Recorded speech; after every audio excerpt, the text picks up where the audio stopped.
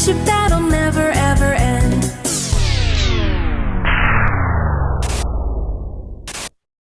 Run!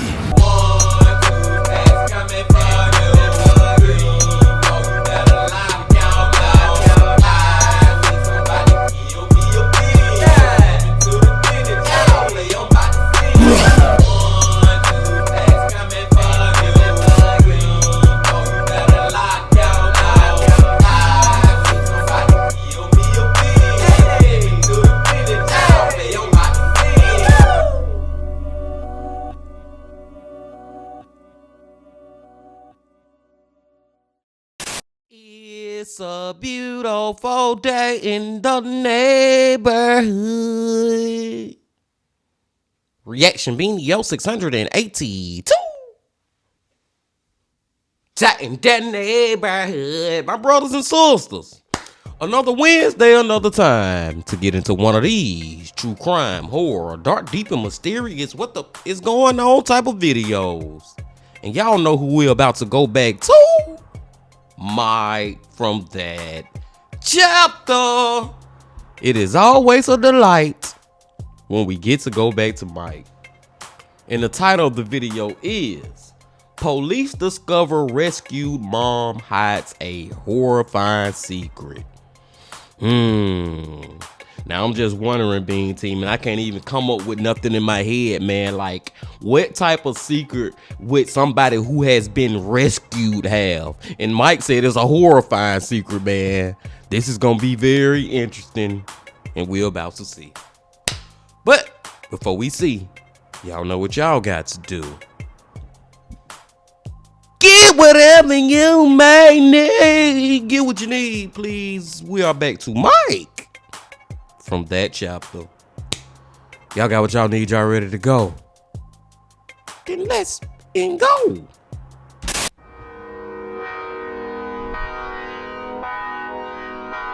It was Wednesday. The New Mexico desert stretched as endlessly as the sky, and it was quiet. All but for one stretch of highway just outside of Santa Fe. There, a wild car chase was ongoing. 4 police cruisers were in hot pursuit of one white Chevy Malibu. Inside the Chevy, a woman's life was in danger. That chase would ultimately culminate in the most horrifying way, with 2 people losing their lives. Talk to me! Where is he? Where is he? And he ran the other way.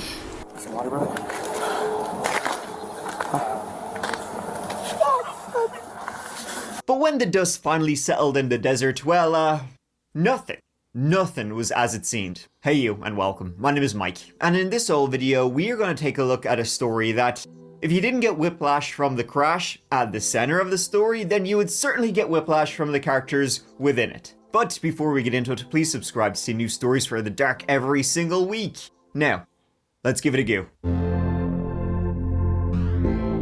Let's give it a go. And get whatever you may need.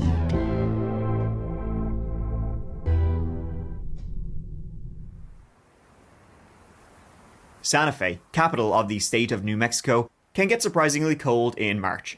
And so, shortly before midday, a man named Richard Musser was putting on his heavy coat as he walked out the door of his apartment on Sawmill Road.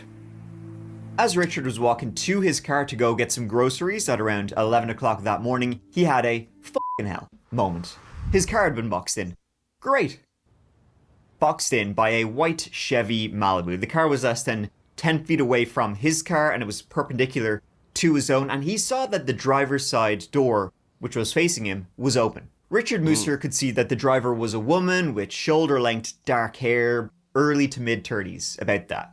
In the passenger seat beside her, Richard saw a man holding like a pipe or a club, something like that. And suddenly, the woman in the driver's seat began begging Richard for help, telling him to call the police, call 911 as soon as he could.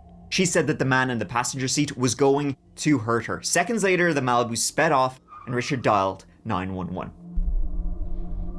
Boy, that's a crazy ass scene to walk outside and see. You know what I'm saying? You just going to go get in your car to go to freaking Walmart. Then you got this lady looking like she being kidnapped, and you got this crazy man in the passenger seat with a pipe in his hand. Like, whoa, dude, y'all just effed up my whole freaking morning. There's a lady out in my parking lot here at the Vizcaya Apartments. She asked me to call the police. Somebody's in her car, won't get out. She says he has a knife held on her. She's now leaving. She's in a white Malibu. Obviously, any report of a kidnapping in progress with a weapon involved was only ever going to get one response. Every available unit was called upon to get over to Sawmill Road to look out for the car Richard described at the time as a white sedan. First to reach the apartments was Officer Ramiro, who was nearby when the call from dispatchers went out. It didn't take long for Ramiro to pick up the target vehicle as it was heading away on an intersection.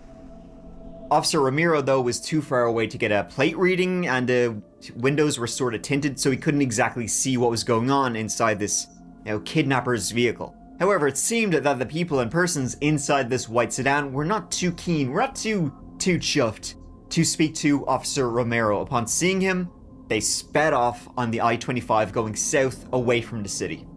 Any call of a kidnapping with a weapon gets the highest priority from police. And so it was all hands on deck this sunny March noon. Whoever the woman was, didn't matter. Whoever the kidnapper was, the man with the pipe, he was determined to ditch the police, only speeding up and up through red lights and away from the city. The only thing in that driver's mind was losing the cops. Shortly after this white Chevy crossed this dirt meridian between the northbound and southbound lanes. It was now heading the wrong way on the highway, driving directly into oncoming traffic. Oh no. Soon, any cars in the area that weren't already committed to an emergency situation were redirected to try and stop the Chevy as quickly and as safely as possible. This was sprinting towards the worst possible ending territory. With the Chevy hurtling south against northbound traffic, authorities were forced to make split-second decisions. As long as there was an immediate threat to life, their pursuit was necessary, even if it risked the officers' own lives. First to join Officer Romero in the chase was Officer Norris, who took over as the lead pursuing vehicle. They were followed closely by a third car in pursuit, driven by Officer Duran. Last was Officer Montano, trailing behind, backing up his colleagues. I mean, this is a dangerous high-speed pursuit, y'all. Like, I know we all, for the most part, y'all out there in the Bean Team land, we have all watched, like, high-speed chases and stuff at one point of time in our life. But just, this goes to another level because this mother is driving on the wrong side of the road. Like, that just take it to a completely different level that is already at, you know what I'm saying? It's already a safety hazard. But when you factor that in, that he not even driving on the right side of the road, this could get effed up real quick. And it also kind of like handcuffs the police at the same time because they can't just drive on the other side of the road with him. You know what I'm saying, man? It's a sticky situation. Sticky situation. Everything I am about to tell you that happened next, it all happened in a couple of seconds. As the white Chevy Malibu was fleeing from pursuing officers driving at 90 miles per hour, which is about 145 kilometers an hour, a woman named Alexis Jenkins was driving north on I-25, totally unaware that there was a police chase heading directly towards her. She was just starting out on her way back to Colorado after having like a girls' weekend away in Santa Fe, and she narrowly avoided hitting that white Chevy as it booked, towards her, going at extremely high speed, and she had to drive off-road to dodge it. Also heading in the correct direction of traffic was a semi-truck. The driver, Stephen Dixon, was forced to slam on the brakes and turn suddenly to avoid hitting that white Chevy and then also the pursuing police cars. Fortunately for the subsequent investigation, that jerky movement and sudden deceleration activated the truck's dash cam to begin recording. That meant not only was the following action captured on camera, but so was the preceding 30 or so seconds thanks to the camera's wind back feature. Also heading north in his truck was 62-year-old retired firefighter Frank Lovato. Unlike the previous traffic, Frank wasn't able to get out of the way of the oncoming chase. Having only avoided hitting the Chevy Malibu by a matter of inches, Frank Lovato's Dodge Ram truck hit Officer Robert Duran's police cruiser head on. Oh. Less than 10 seconds later, he was dead. The force of the crash and amount of destruction was massive. It's hard to describe the amount of energy that results from such an impact, but Officer Duran's cruiser was later described as being almost disintegrated by the force of the collision. Damn, y'all. Man, that's crazy seeing that crash like that. And I stand corrected on something that I said too, because I said like the police, and I was thinking this, I didn't really know, but I'm thinking like the police, it's not safe for them to travel on the wrong side of the road, chase behind him, right? You know what I'm saying, man? Like, that's not the safest thing to do. So I was thinking like they was on the other side, the right side of the road, and just was following him, but didn't cross over until the right time or whatever. But no, these police was driving down the wrong side of the road right behind them. And just to me, being team, that make the situation even worse, because now you got not just his one car, but you got 4 cars, because you got the 3 police cars behind him going on the wrong side of the road. And then look what ended up happening, man. I mean, I understand it because, you know, you on different side of the roads. It's probably easier for him to get away if they on the right side of the road and he on the wrong side, and he can quickly go to an exit that they can't access real quick. I hope y'all following me, man. I know y'all get what I'm saying, but I don't know, man. I just feel like maybe at the most you have one police officer following him on the wrong side of the road. I'm just stuck on the whole wrong side of the road thing. Long story short, story long, as y'all can see, being team. Let's keep going, man. That was a crazy crash to see. The cause of death in both men's cases was from severe and sudden multiple blunt force traumas sustained in the crash. Neither man stood a chance at that speed and trajectory. The level of injuries inflicted on both men was catastrophic, and no one could have survived such an impact. The only small mercy being that death would have been almost certainly instantaneous. Officer Montano, who'd been at the back driving behind, Duran's cruiser was just about able to dodge this insane crash because he had been keeping a safe distance behind them. Unfortunately, though, Officer Montano, swerving out of the way of this fatal crash incident, he ended up hitting Alexis Jenkins, who had been driven off the road a couple of seconds previously, and he ended up slamming into her car. Damn. Alexis Jenkins, who'd only seconds before managed to dodge that white Chevy Malibu, would end up, after being hit by the police car, she would end up with permanent, life-changing injuries. Officer Montano would be taken to hospital with severe bruising and chest pain. So that left 2 people dead and 2 people injured, and the chase was still going on. The scene was utter chaos, and it wasn't over yet. The Chevy was still flying ahead as fast as, trying to empty the gas tank as fast as possible. Benino Salas was also traveling north on the I-25, when out of nowhere, something impacted his car. It was debris from the crash up ahead. In shock, he couldn't process what had happened. He thought maybe something had come loose from another car. Then the white Chevy smashed into the side of his car. The next thing he remembered was feeling warm and being surrounded by white. He genuinely thought he had died. Had he not been in a bulky GMC truck, he likely would have been. In reality, he was far from heaven. He had lost consciousness after being sideswiped by the Chevy, and the white that had enveloped him was his car's airbag. The warmth was from the hot coffee he was doused in during the impact. The truck was a complete write-off. Parts of it were strewn across the highway.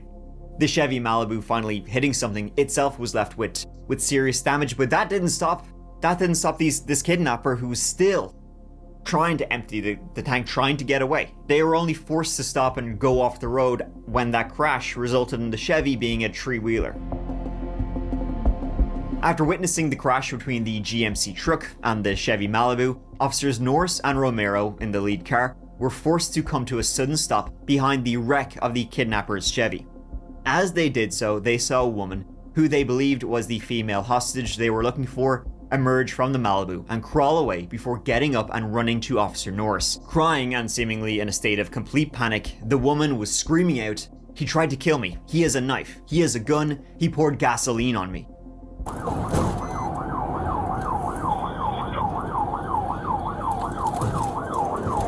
Wait, were you on the cell phone ring? Get out of the car! Get out of the car right now! Let me see your hands! Walk to me! Where is he? Where is he? Walk back to me! Walk back to me now! I got the female coming back to me right now. There's probably one else standing in the car. Come back to me. Let me see your hands. Come back. Where is he? He went that way. What is he? Is he in the car? No, he went that way. Come here. Get down. Get down. Let me check you. Get in the car. Okay. You can't help me. Get in the car. Get in the car. Let me see. I need to check you. I need to check you for weapons. Okay. Where's he at? Who is it? His name is Mark. He's my boyfriend. Does he have any weapons? Yes, he does. What does he have? He has a gun. Where is he at? He went running. He ran? Yes, he did. Okay, stand by. So I have the victim right now in the back of my car. She's saying it's her boyfriend. Unknown on the name yet. He's got 1080 with a gun. Went into these bushes right here. Okay, let's get some clarification on exactly where we're at, and we need to establish a perimeter on that, please. Okay. What is his name? His name is Mark. Mark what? Lopez. Okay. Where, he ran off or what? Yes, he did. Are you sure he's not in the vehicle? I'm sure, sir. You're positive? I'm positive, sir. He hit me, and he ran. Okay. We need to clear this vehicle as well. I don't know if there's anybody else in here. According to the GPS, we're probably about 35, maybe 36. He was gonna burn me. Did he stab you at all? Fire. Did he hurt you at all? I don't know. Okay. What kind of gun does he have? He had a knife to me too. He has a gun or no? A gun and a knife. Okay. What's his last name? Lopez. Lopez? What's his date of birth? I'm not too sure because I haven't been going out with him very long. Okay, hold on. Anybody on the suspect slash DOT? Let me see.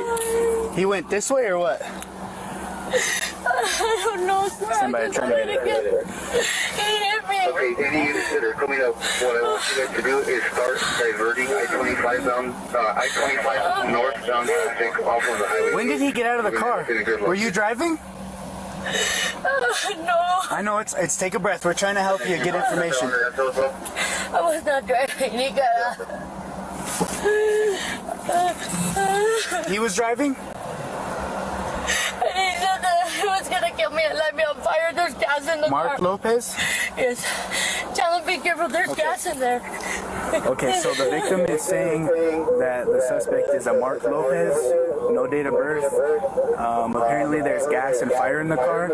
I didn't see anybody exit besides her, so he may still be in the vehicle. And you know the thing that I'm thinking about right now more than anything being teen? He may not need to be charged with her attempted murder of her. You know what I'm saying? You can be charged for kidnapping. But the main thing that I feel like this man need to be charged with is the murder of those two dudes who ended up dying in that crash. Maybe not murder. Maybe it's called manslaughter. Whatever it's called, man. He is the cause of that police officer and that dude, that innocent civilian just driving down the highway. That's what I'm thinking about. How all this is just turned into, it went from a domestic dispute, so to speak, you know what I'm saying, a boyfriend and girlfriend fight or whatever you want to call it. You get what I'm saying? It went from that to causing innocent people to lose their freaking lives, man, on this highway. And somebody need to be held accountable. And it's Mark ass, man. He need to go to prison for the rest of his life, if you ask me. Long story short, short story long. That's what I just keep thinking about. Okay, stay in the car, okay? Keep your head down. He has a gun. You heard the worst right now, and your officer is complaining of chest pain here.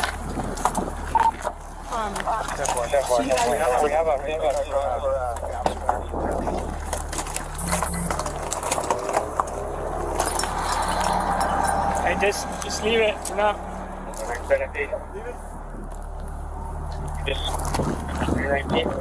These guys are helping me just with kind of first aid stuff. But I'm sorry, guys. I'm really sorry.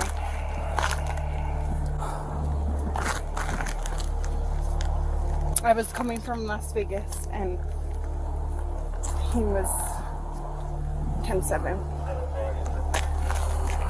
Okay.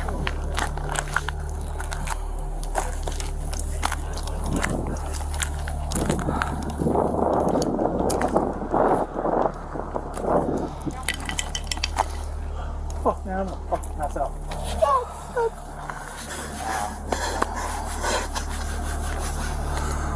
My fucking brother.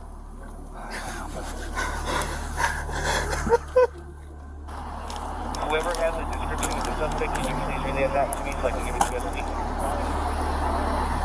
Red shirt, black jacket over, black hat, blue jeans. I mean, look at the destruction that Mark caused. Look at the pain and suffering he caused. And that's just to the fellow police officers. You know what I'm saying? Think about that these police officers or somebody got to make that phone call to their actual families. Seriously, man, Mark has got to be locked up for life, Bean Team. The officers tried their best to reassure the woman that it was okay. She was safe now. But they needed to know who he was. Who was this well-armed arsonist, kidnapping, carjacker? The woman told them it was her boyfriend. Well, ex-boyfriend, or at least I'd f***ing hope so. The woman said his name was Mark Lopez. They'd only been dating a few months.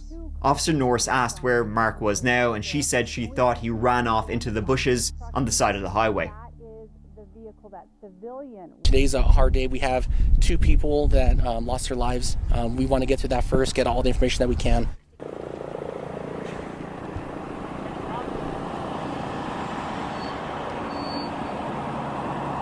Police say the suspect around 11 this morning carjacked and kidnapped the woman in the car at knife point at the Rancho Vizcaya Apartments on St. Francis near I-25. Police spotted the car minutes later. The suspect led police on a chase down I-25 going the wrong way. That chase led to a deadly crash involving at least 4 cars. A Santa Fe police officer died in the crash along with the driver who was in the wrong place at the wrong time. About an hour ago, Santa Fe Deputy Police Chief Ben Valdez was emotional, talking about losing one of their own. We know everyone's name, we know their family as well. And, you know, when we say that that officer and their family is part of our family, that holds true today. And today our family's hurting. This Soul video is about people not being who you think they are, twisting the truth and inventing identities. Nothing was as it seemed, and it started with a chase and a search. But what if you wanted to disappear? Online, it can be a good idea to remain anonymous. So I think Mike gone to the commercials, y'all. Man, I got a lot of stuff going on in my head with this one, Being Team. Like another thing I'm stuck on, y'all. I'm stuck on it, man. And I'm not blaming them police officers or nothing. Then maybe they were following proper protocol, but I think the protocol need to change, man. If it's a high speed chase, and they driving down the wrong side of the road, I don't think everybody need to drive down that side of the road. Like I said, maybe one police officer should be following him down the wrong side of the road, especially when we talking about the interstate and stuff, the highway. I just feel like that was just a bad move too, but not blaming none of them. But that's just another thing on my mind, y'all. This is crazy, man. This is a crazy one, and we still ain't even caught Mark yet. Matter of fact, I don't even know if I believe the girlfriend right now, because now we got to go back to the title of the video, Being Team. Police discover rescue mom hides a horrifying secret. So is she lying? Does Mark exist, or did Mark get out of the car a long time ago and she the one who led these police on this high speed chase? That would be a freaking Mr. Ballin' moment for you. Seriously, man. Or I don't know, man. Like, I don't even know if I believe her or not yet. We ain't seen Mark just yet. Let's go. Supporting that chapter? Now, let's get back to it. Back to it. A man willing to commit like this level of like brazen crimes and cause this level of chaos now out in the streets with a gun, no less.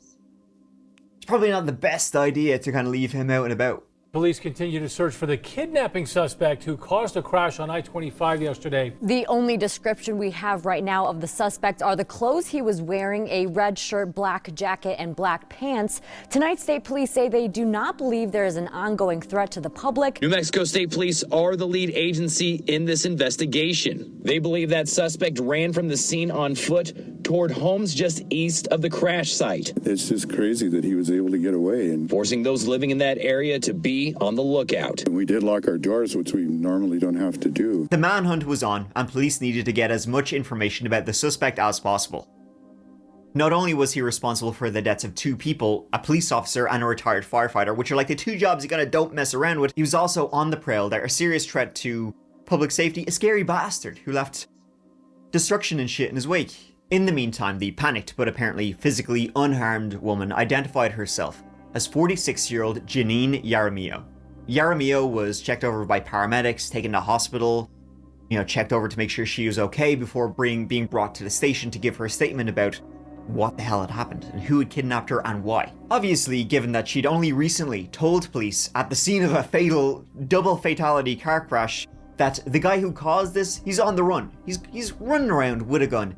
Well, time, tick, time was kind of the essence. They needed every little single detail Janine Yaramillo could give the police about who the kidnapper Mark Lopez was. I'm freaking out, but I don't know what's going on. Okay. Like my head, it feels like I'm in a dream, and I'm still in shock. Yaramillo was pretty set on her description of what Mark was wearing: a red shirt, black jacket, and black pants. This was the exact same thing she told Officer Norris that Mark was wearing when she gave a description at the scene. Other than that, though, she was able to give them surprisingly little about the man she'd apparently been dating from anywhere between 2 to 4 months. How long have you and Mark been dating? Oh God. I've known him 2 to maybe 4 months, not long at all. It's important in our job to make sure we have the right people. I'm curious to know if you know Mark's last name. Oh, Lopez. Yes. Lopez? Yes. And with whom she'd apparently just shared a near-death experience. She thought he might have been married, but she wasn't sure. But then in that same interview, Janine could apparently not remember the ages of her own children, so maybe she just has a really shitty memory and has been through something, in fairness. On the trauma scale, it's above, you can't see it, it's out of frame. You okay? I'm not okay. I'm so scared. I can't stop shaking. I'm afraid for my life. I've never felt this before. I almost died today. I seen some awful stuff and it scared me. I'm scared. He wants to kill me. It hurts, Lord. Why did this happen to me? This morning, at Mike's house, you guys are in the yard and you're wanting to go home. And you said you're not going home.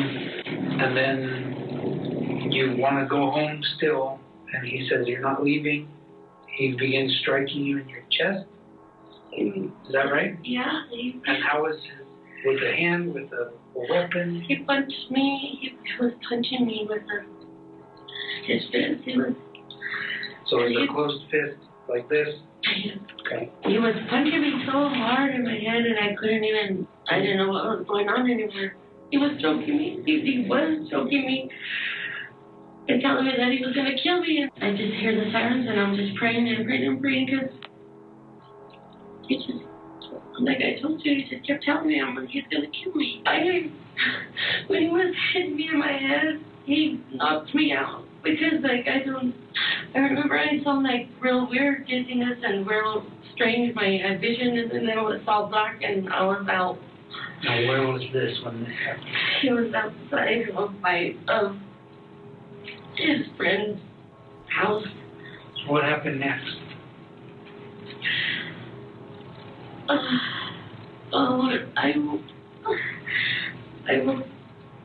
He woke me up in this so terrible way, pouring some gas on me. He smelled it, and then I felt the cold wearing my clothes and everything. He told me he was gonna burn me. What happens when you see the police? Are you still driving? Me? No, I wasn't driving. So how the switch happen? Because he put me so that he can drive. He pushed me over to the side. Do you remember going the wrong way on the highway? No. I don't. I remember that he turned and then crashing into a,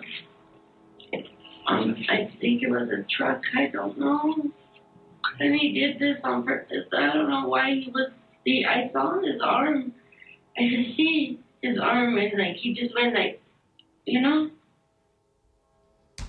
Man, after listening to all that, Bean Team, I think I trust her even less now. Like, I don't know. I'm suspicious of this lady. Like, seriously, man. Like I said, I don't even know if Mark freaking exists. The only reason that I do think Mark exists is because if we go back to the beginning of the video, the dude who was leaving his house, his apartment to go, shopping, go to the grocery store, then he literally called 911 because he seen a man and a woman and the man had a knife in his hand and all that. So there is a witness in this case, but it's like, where the freak is Mark? Why don't you ain't even got a picture of Mark in your phone? No nothing. Y'all ain't took no selfies, no nothing. Can we get some type of description? Another thing that's throwing me off with it is she claimed that Mark pretty much beat her ass. I'm just long story short, story long, Bean Team. She kept talking about how he had beat her up to the point where she blacked out and he was choking her and all that. So what the marks at? Where are the marks? You have no bumps, no bruises, no nothing on your face, no cuts, no nothing. I don't know, man. I believe this lady might be making this ish up, Bean Team, especially when we just look and think about the title. Let's keep going. It's a good video from Mike, though. I will say that. She didn't even know where he lived. So what one of the detectives did was track down his driver's license using the national database. And from there, they were able to get his cell phone number. And from there, they pinged his cell phone number until it led to an area. The police went to that area, couldn't find him here, asked around, had pictures of him. I mean, a big old bolo was put out for this Mark Lopez, but nobody recognized him in this area. It said his phone was. He wasn't there. So eventually then they went to the address that was listed on his driver's license, knocked on his door, no answer. I mean, it would be unlikely a kidnapper would immediately go home, but you never know. Then they rang his Ring doorbell. You never know. Well, we do know, actually, because Mark Lopez answered. He answered, via the app on his phone. He wasn't actually at home, but he said, "Oh, I'm actually just with my wife. I should be home in about 5 to 10 minutes. What? Earlier that same day, Mark Lopez had apparently led the police on a incredibly dangerous, fatal, deadly car chase that resulted in 2 people dying, and now he's like, oh yeah, sure, you know yourself, like just out getting some groceries with the wife, be back in a few minutes. Now in the meantime, the detectives were like, well, he could just be saying that because he's getting a 5 to 10 minute head start and booking it out of town, maybe going the wrong way up another highway. But as they were debating, is this going to be a cat and mouse chase going to start here? He pulled into the driveway with his wife. Mark Lopez pulled into the driveway with his wife and a trunk full of groceries. Well, hey, that theory debunked, Bean Team. Mark Lopez do exist. So now I got to go back to what I was saying earlier with the damn lady. She the one who did all this stuff. I don't know, y'all. This is one of those ones where Mike really got my mind going on what's really happening. But let's see. After a brief check to make sure this was indeed Mark Lopez, well, he seemed to be shocked to be speaking to a detective at all. And he was puzzled by this situation. They cut straight to it, asking if he knew anyone by the name of Janine Jaramillo. You know, your victim. Mark Lopez said he had never heard the name Janine Jaramillo in his life. Mark could fully explain where he'd been all day. He had Ring camera footage to back it up. He had colleagues to back it up. He had his wife to back it up. He was alibied up the wazoo.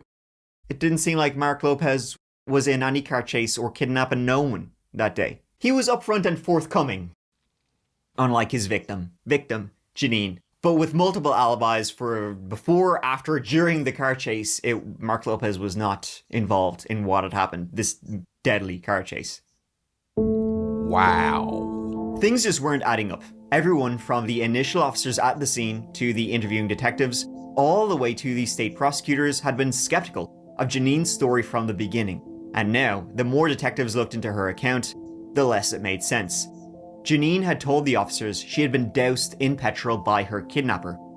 Did he stab you at all? But there was no trace or scent of it on her or in the Chevy Malibu. You said that Mark put gasoline on you. Yes, he did. And I'm sitting next to the clothes that you were wearing when he did that. I don't smell any gasoline. Oh, there's gasoline on the clothes. Not only were there absolutely no details at crucial points about things that most people would instantly be able to recall, but Janine could then give oddly specific details about things that didn't seem to matter at all, or the average person wouldn't have paid attention to. The only thing that prevented her from being immediately arrested at the scene was the kidnapping report. There's 2 police officers that saw the vehicle come to a stop. Not, it's been stopped and we showed up 10 minutes later, you came out. It came to a stop as they were there. They only saw you exit. There was nobody else that got out of the car. Talk to that Mark Lopez. I mean, he's been at work all day with his wife and family. After work. There's cameras all in that area, traffic cameras. There were witnesses of them. Cameras at the apartment complex. There's cameras at the gas station. We have all of them. But I think, this is just me, that you're the only person in the car. And just be honest. Okay. What cannot be explained is you getting hit in the head so hard by a man that he knocks you out, and there's not a bruise, there's not a welt, there's How nothing. do they know? How do you know there's no bruises on my head? Because we're looking at you.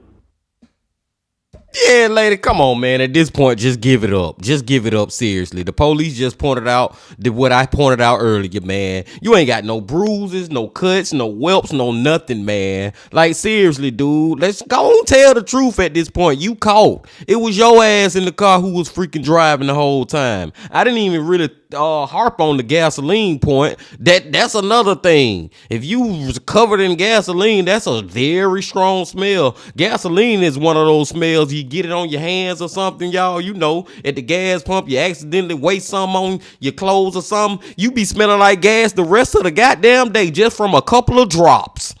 She just lying. Now I hope she don't continue to lie all the way to prison. More than likely she is. It would turn out that the Chevy Malibu was also stolen, and throughout the ordeal, she said she was kidnapped, but she also said, she was the driver, and she was witnessed as being the driver when this whole ordeal started. But of course, then when the crash happened, she was now miraculously not the driver. They had somehow found the time to switch seats. But surely no one would make up a story that's this wild about a fake kidnapping, causing this amount of destruction. I mean, most people wouldn't. But Janine would. This was not Janine Jaramillo's first rodeo, let me tell you. While police were out in the wild trying to catch a glimpse of this elusive and mysterious Mark Lopez, who has never heard of Janine Jaramillo in his life, all the while she's saying, oh, he threatened to kill me, he was going to hurt me, and he's the cause of this whole high-speed chase car crash that ended with 2 people dying. So police were looking for him, but they were also keeping an eye on who exactly is Janine Jaramillo herself, and having a go, clackety, they found a whole extensive criminal record for Janine Jaramillo going back to 2005. She's been busy. She didn't waste any time. She was arrested for the first time in 2005 for shoplifting on that occasion. She got a year of unsupervised probation for that. In total, Janine had 11 prior arrests for multiple charges, and the shoplifting would be the least of them. From her very first arrest, she actually went a good few years without any significant contact with the law. But in 2013, she was busted again on a second shoplifting charge. Only the next year, Janine pleaded out to 3 counts of handling a stolen vehicle. That one landed her with an 18-month custodial sentence and 3 years probation. She served only a tiny fraction of that sentence though, and was out in time to be picked up again in June 2014. this time for trying to walk out of a Walmart in Albuquerque with $400 worth of goods. She got lucky on that one, initially getting a warrant issued after not showing up for court, but then having the case thrown out when the witness didn't show up for their own appearance. March 2015 was yet another shoplifting arrest and charge. This time, she tried to hit up a J.C. Penney's for almost $500 worth of stuff. Again, she got lucky with a case dismissal. That was followed by Janine being caught breaking into vehicles. Again, the case was dismissed. I mean, sure, you know yourself, like if you'd been doing all of these crimes and the cases just kept getting dismissed, sure, why would you stop? This is great. In May of 2015, though, Janine graduated to violent crime, getting herself arrested for battery on a law enforcement officer with a deadly weapon, resisting arrest, handling a stolen vehicle, and having an open container in a motor vehicle. For all of that, Janine got a grand total of sweet fuck all. Instead of jail time, Janine gave the whole walk a mile in my shoes. She gave this whole story of abuse, addiction, the usual kind of rigmarole, they all get out of jail free card, and was basically slapped with like counseling, treatment, that kind of thing. In a shock to no one, she violated the terms of the treatment and probation several times. That was all until late 2021, then things got dark, like very dark, and also very revealing. Less than a year before leading the police on a deadly car chase that killed 2 men and then blaming it all on a man who didn't exist. I mean, Mark Lopez did exist, but she was talking about a fictional Mark Lopez. Her Mark Lopez existed in the realms up here.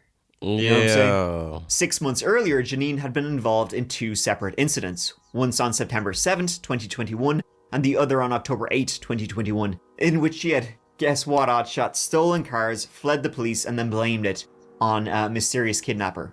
She literally used the name Mark Lopez before. It was probably the first name that came to her mind. She gave the same description of this Mark Lopez as she would in the fatal collision in March of 22. Okay, so what happened? Okay, my boyfriend kept me here. Where's here? Grant. Uh-huh. Grant. And for like 2 days, he didn't let me go. I don't know what the hell. He didn't give me no water. He didn't give me nothing.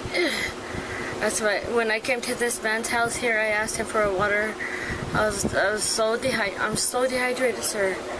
He just like kidnapped me and didn't let me do anything. 19210, we're gonna need you to come move. And I was trying to get away from him. I saw this house, so I came here.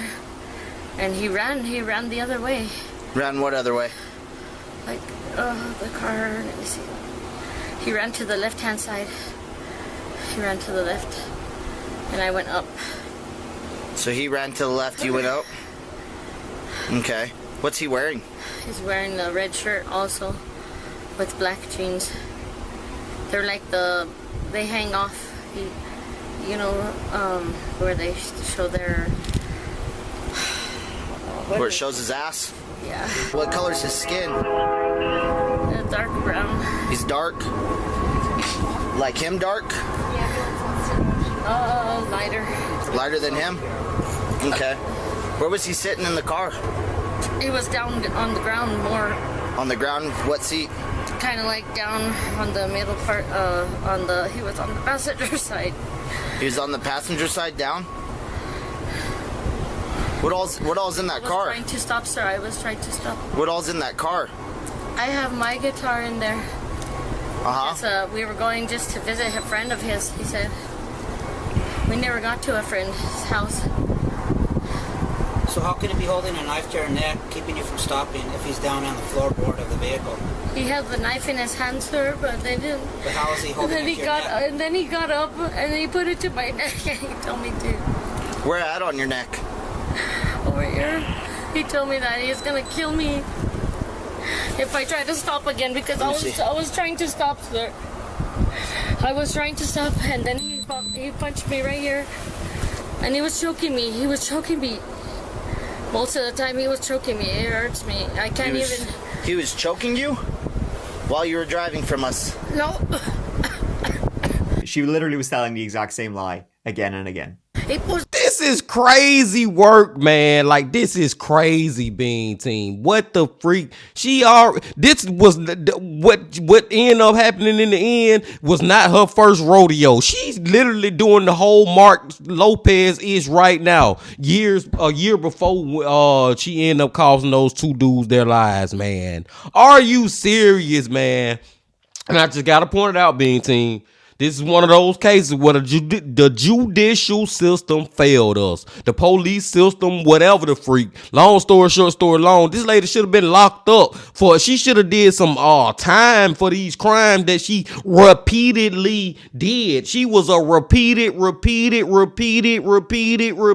time 10 offender, man, of the same stuff. Theft and freaking burglary and stuff, man. Then she started to get violent with it. And now look what we ended up at. But it's crazy that she literally is hollering about a freaking Mark Lopez back then, y'all, a year earlier.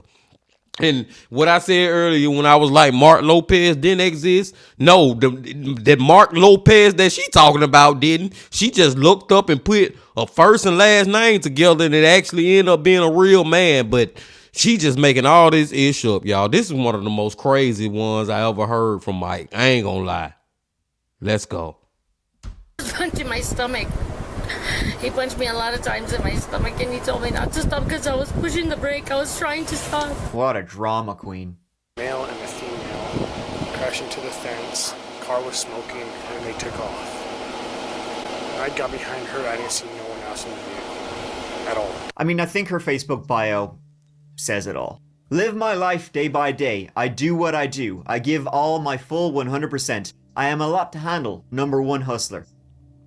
It's cool that she wrote that, because you don't even need to speak with her to know she's a useless piece of shit. She's sticking to her story, even though we found out she made similar claims following a high-speed chase last year in Cibola County that ended with her arrest. Kai Porter will have more on that in just a little bit, but from the conversation we had earlier today, she told me her side. Right now, I'm not that,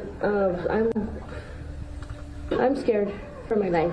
I was with the driver and he basically kidnapped me because he did not want to bring me home. So I crawled out the driver's side window. I fell to the ground and I seen the police. I looked up and there was the police and I just ran for my life and I was screaming, help me, I'm crying, I'm hysterical and I'm in shock. I'm in shock still.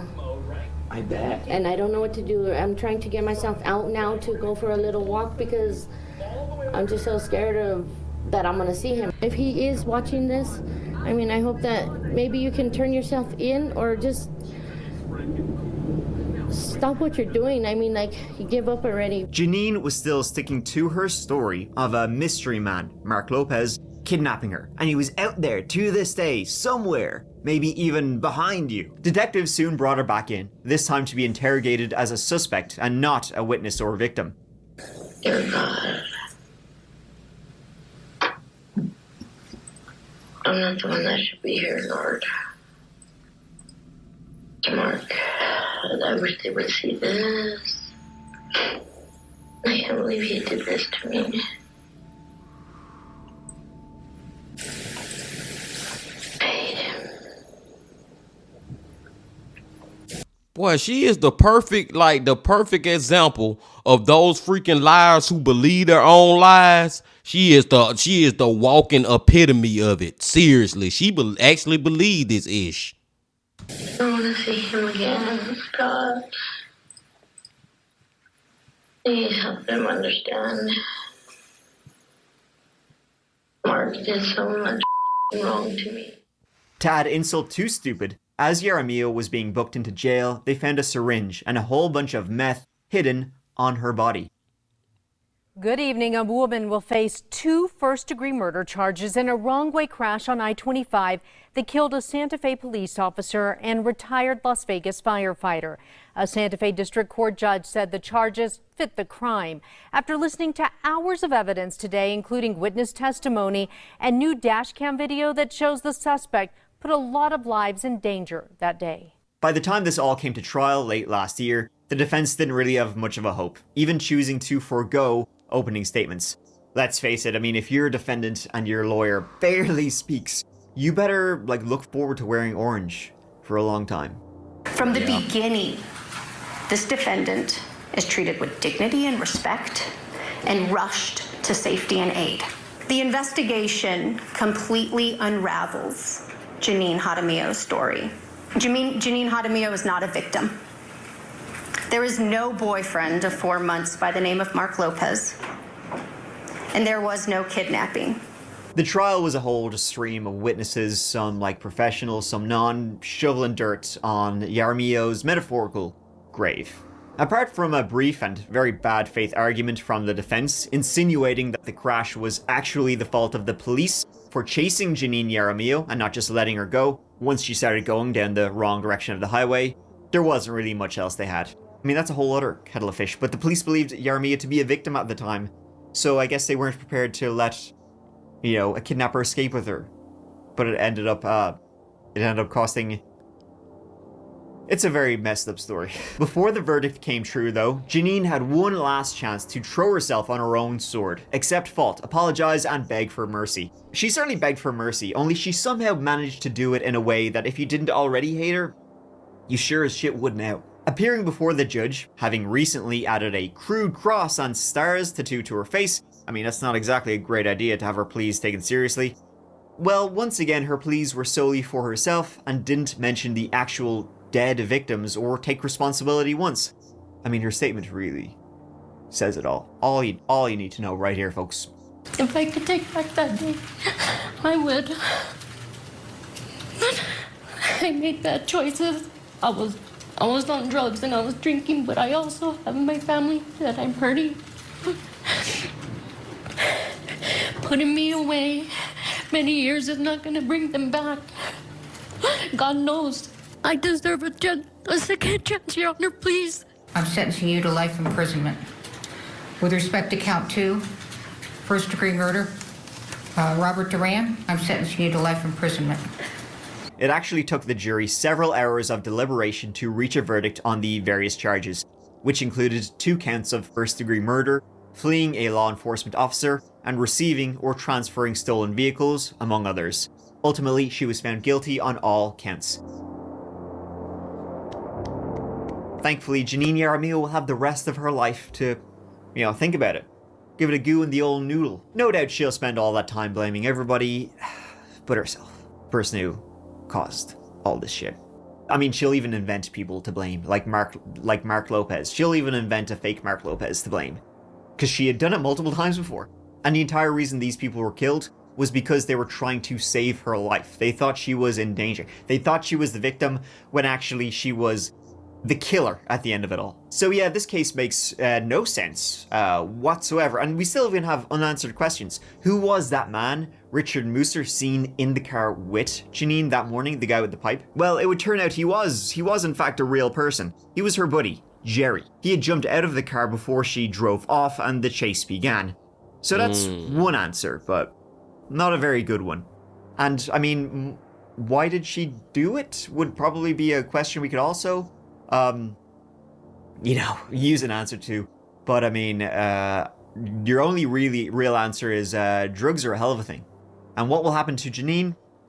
Not much. Hopefully, at last, Janine will be able to, you know, not hurt anybody else. Because she probably would if she thought it would get her attention or get her out of facing the consequences of her own actions.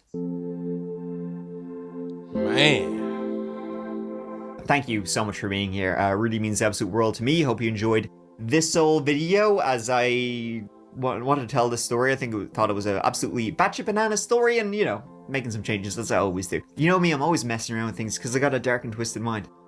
But until the next one, please check out the That Chapter Patreon, where for $2 a month you get early access to all videos and a playlist of That Chapter Patreon exclusive videos. You check out the merch down below, like this hat, which I love. And you can also check out the That Chapter podcast, which has a brand new episode out every single Monday morning, and it's all podcast exclusive stories, so you can give that a go. But until the next one, please take care of each other. Please take care of yourselves. Because I love you. Mike out. Boy, Mike hit that on the head, y'all, at the end. That story was batshit bananas. Long story short, story long, man. That story got so many crazy parts to it, and so many still to this day, like unanswered parts. And Mike kind of answered one of them at the end. And even before I get into all that, I'll just say one more time, rest in peace to those two people who end up dying. But one of the most craziest parts about the ish is that the dude who was going at the very beginning of the story, being team, the witness who seen Janine in the car with another man. Now it was later revealed that was her cousin, or her, I said cousin, I'm trying to combine husband and cousin together, her cousin or her friend or whoever it was, but it still don't explain, like, why did he get out the car, when did he get out the car, you know what I'm saying? That one is still just hard to think about, man. It's hard to think about. Do she even freaking, like, is she really that crazy and really in her brain think that she didn't do this stuff? Hey, like I said, y'all, you do got those freaking lies out here, man, that really be believing that, but it's just hard to look at these people and sometimes just question, like, is it all an act? Because I don't know, man, like, in a way, you gotta come up with a freaking act to make up. She had to been came up with this Mark Lopez character, you know what I'm saying, man? So I don't know, y'all, man. These freaking murderers, at the end of the day, they crazy regardless, man. She most definitely was crazy. I believe she was high off that meth and she just went crazy driving down this freaking road. And another great thing that Mike pointed out was the fact that these police officers was driving, trying to catch up to this car to save her. They was trying to save her, and she the one who ended up causing one of them their life, and another innocent civilian. You know what I'm saying? And their whole mission was to save her. And Mike touched on it a little bit at the end when he was talking about people criticizing the police officers driving on the other side of the road. The defense attorney tried to make that a big deal. I'm not with the defense attorney trying to make that a big deal, but I do feel like, man, that's not safe either, man. Like, the whole thing is not safe, but I feel like, man, I hate it, but maybe just have one police officer chasing her on the other side of the road, because it's so much easier to crash like that, man. Seriously, when you got cars going 70, 80, 90 miles per hour or whatever in the opposite direction, but on the same road, that's just gonna increase the chances so much, being team. I could go on and on and on and on about this case, man. Like, this one got my mind all scrambled, but at the same time, like I said, it left a lot of freaking open questions. It is crazy with this whole, just the fact that she freaking she been running this Mark Lopez lie. That's a crazy thing. Just the fact that this lady been getting locked up since 2005, and for some reason y'all ain't keep her locked up. Y'all kept letting her out. You know what I'm saying? Just giving her a little tap on the wrist or whatever. Like, this is just a wild freaking one, being team.